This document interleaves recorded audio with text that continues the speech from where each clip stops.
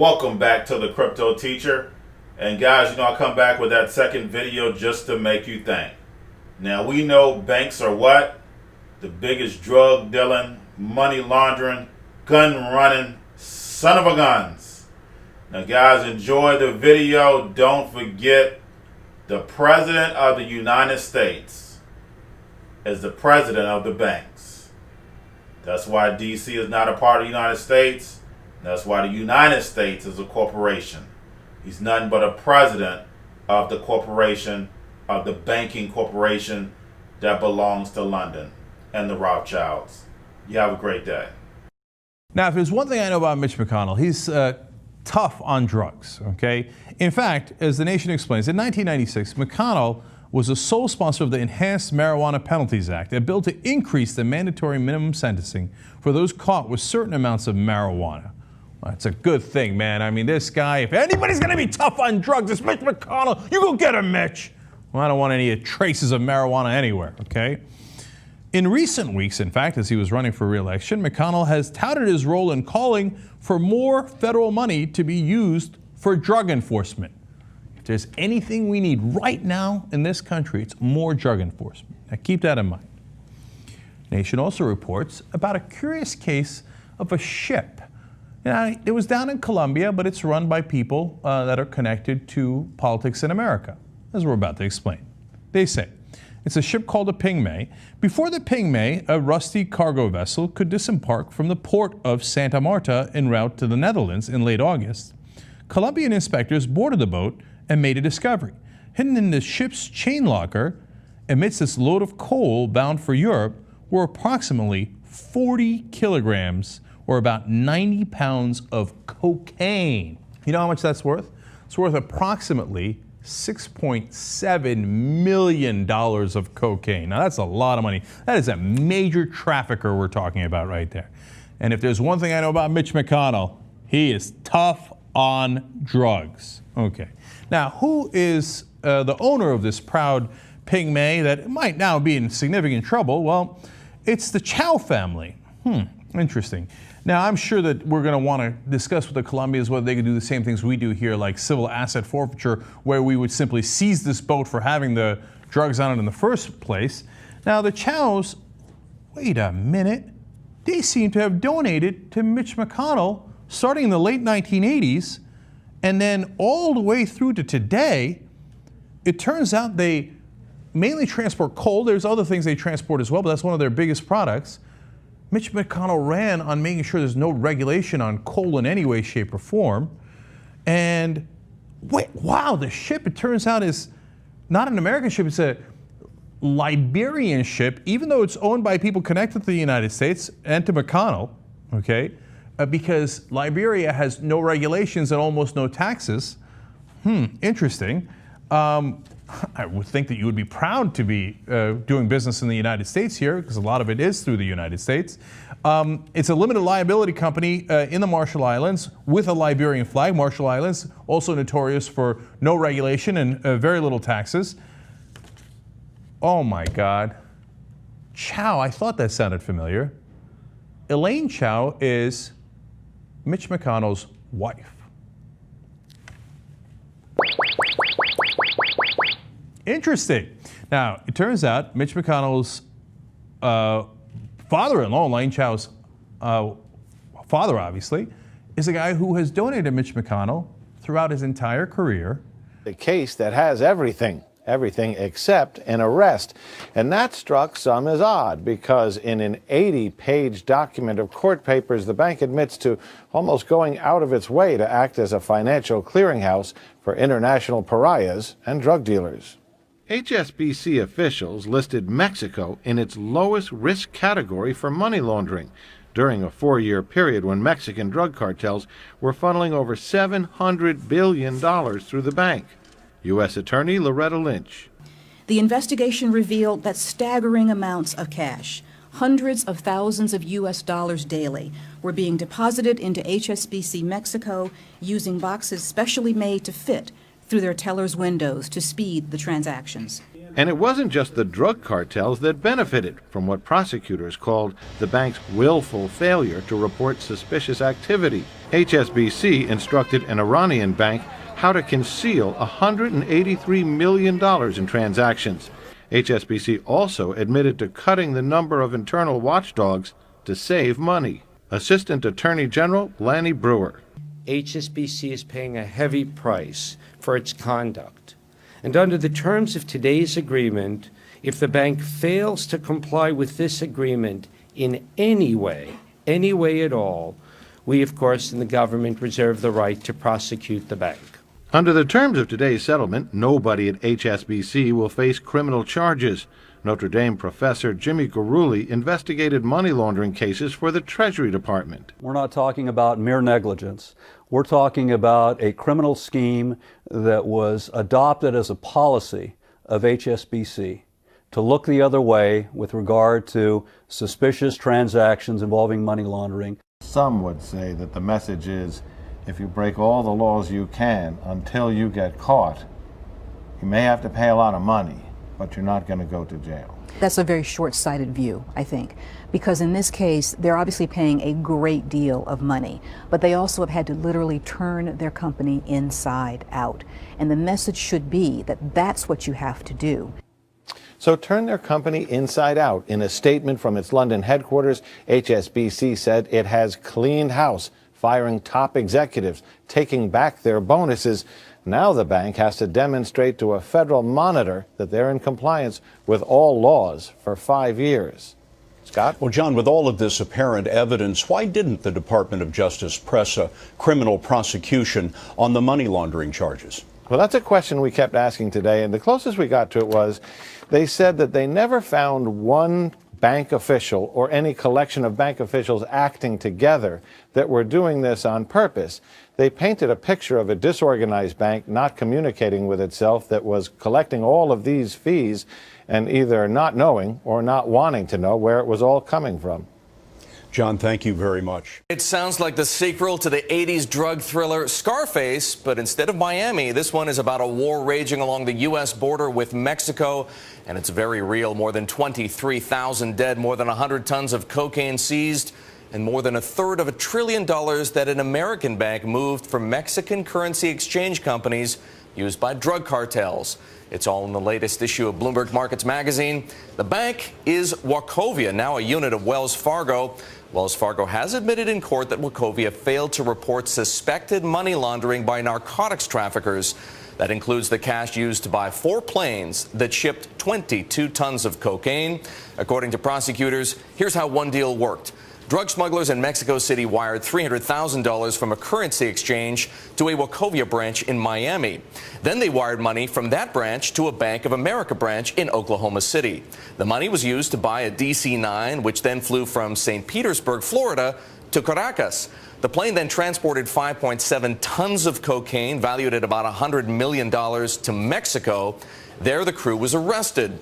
Wachovia has admitted it didn't do enough to spot illicit funds while handling $378 billion from Mexican currency exchange firms over a 3-year period. Wells Fargo, Wachovia's new owner, has paid $160 million in fines and penalties. If Wells Fargo keeps its pledge to improve its anti-money laundering procedures, prosecutors have promised to drop all charges by next March. Today, the European Commission has fined 5 banks just over 1 billion euros fine for taking part in 2 cartels relating to foreign exchange trading of 11 major currencies. The 5 banks are Barclays, the Royal Bank of Scotland, Citigroup, JP Morgan, and MUFG Bank, formerly known as Tokyo Mitsubishi. UBS also participated in these cartels, but was not fined, as it revealed the existence of the cartels to the Commission. These decisions show once again that the Commission will not tolerate collusive behavior in any sector of the financial markets. More information on this important decision in our press release and with the team. Just looking through your press release, you say on page 3 that the Commission will continue pursuing other ongoing procedures concerning past conduct in the Forex spot trading market. I was just wondering if you could give us a bit more detail on what your ongoing procedures are. You haven't mentioned here, but Credit Suisse has mentioned itself that it's received charges from you in this case. HSBC has also said it's under scrutiny for Forex options. So can you give us a bit more detail on what you're looking at and what you expect to happen with Credit Suisse? Thank you. Well, I think what we can say today and what you'll have seen is that Credit Suisse did not participate in any of the two infringements on which we took a decision today. The case concerning Credit Suisse is following an ordinary procedure, and this relates to an alleged infringement which may have taken place in another chat room. And regarding that case, I'm not in a position to confirm any other point or further details, since it's, of course, an ongoing procedure. Catherine/2. Ricardo, I'm just wondering, I haven't had the time to read through the press release yet, but has this information come to light as a result of a whistleblower or as a result of, and has there been any reductions on a fine as there is in those situations where you are informed by one of the participants in the cartel? Thank you. Indeed, there are. Do you want me to? I want to say that I very much regret that you don't pay attention to my initial announcements, because I specifically mentioned this point. I will leave with this. You want to take it from Ricardo? Go ahead, Ricardo. I was just going to say that there was a leniency applications, and there's also a table which explains the different reductions granted to the fine based on different procedures of the Commission. We have the team here, so if you want afterwards, we can also run that through with you. Yeah. Okay, we have the experts here. Yes. Sorry, just to come back again. This is in the last 5, 6, 7 years, maybe at least the third, maybe the fourth or fifth time that you fined banks. Did any of these fines get increased because the banks are repeat offenders? And secondly, are you done with the banks now? I mean, you've spent 10 years after the financial crisis fining these guys. Apart from the Credit Suisse thing that you've mentioned, are you done? Well, we never speculate on cases that we may pursue in the future, so I think for the second question I wouldn't be able to answer. On the first question, we can speak with the expert in terms of the exact details of what has gone into the fines calculation. Okay, thank you, Ricardo. Let's leave it there. Let's move on. Is there anything else we can help you with today? I don't see anything else, so tomorrow. The 1MDB scandal is one of the greatest financial frauds in history. $4.5 billion was allegedly misappropriated from the Malaysian State Investment Fund and used to buy luxury real estate, expensive works of art, and even to produce a Hollywood movie about, of all things, financial fraud. But how did they do it? According to the US Department of Justice, one strategy involved setting up bank accounts under fake company names that resembled real firms.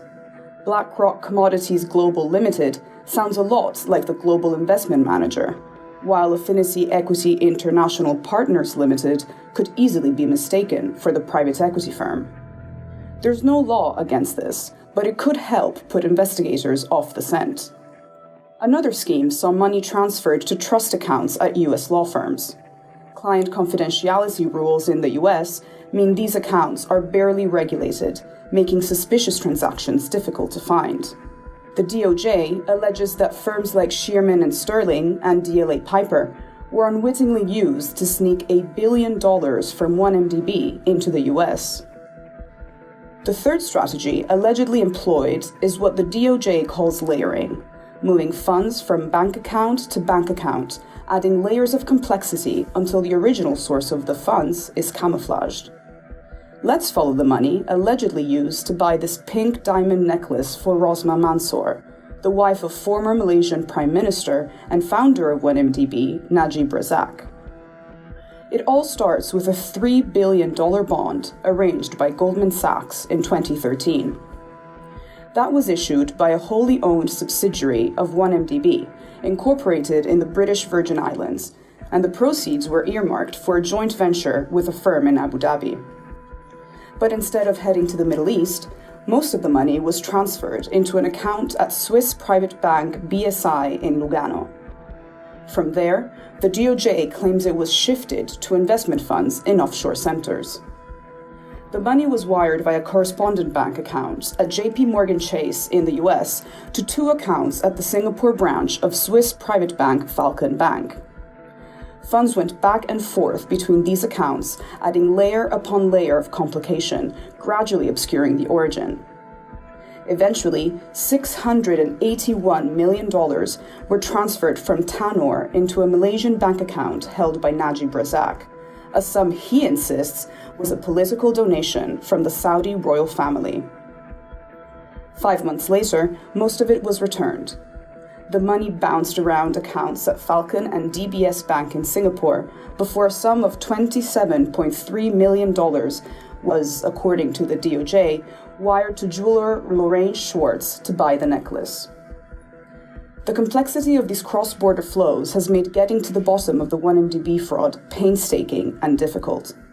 But with Malaysia's government keen to burnish its graft-fighting credentials and claw back the money stolen, the investigation shows no signs of slowing down.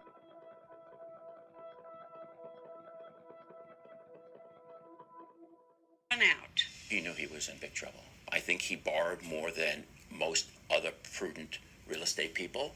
He had extended himself to the Trump shuttle, to a yacht, to a helicopter, and to a lot of things which weren't generating any cash flow, and he had to support his lifestyle. So he was in trouble. Does anybody else want to bid $190,000 we're going to sell it? When the economy and the real estate market plummeted in 1990, attorney Alan Pomerantz says Trump owed $4 billion to his debtors, including that $1 billion for which he was personally responsible. Because he personally guaranteed so much debt, the leverage shifted dramatically over to the banks, because it was no longer an issue of a bank and a piece of real estate. It was a bank in Donald Trump's actual survival. Trump owed money all over town to 72 banks in all. Pomerantz represented them as a group. How close was he to going personally bankrupt? Very. Trump makes a point of saying he never went personally bankrupt, but there's a reason why the banks decided to keep Trump whole. We made the decision that he would be worth more alive to us than dead. Dead meaning in bankruptcy. We don't want him to be in bankruptcy. We want him out in the world selling these assets for us. So you wanted him alive because he was a salesman and could best sell his own properties. That's correct. We kept him alive to help us. Chase, they just announced earnings and they were incredible. Where are you? They were very substantial. Will you say thank you, Mr. President, at least? Huh? I made a lot of bankers look very good, but you're doing a great job.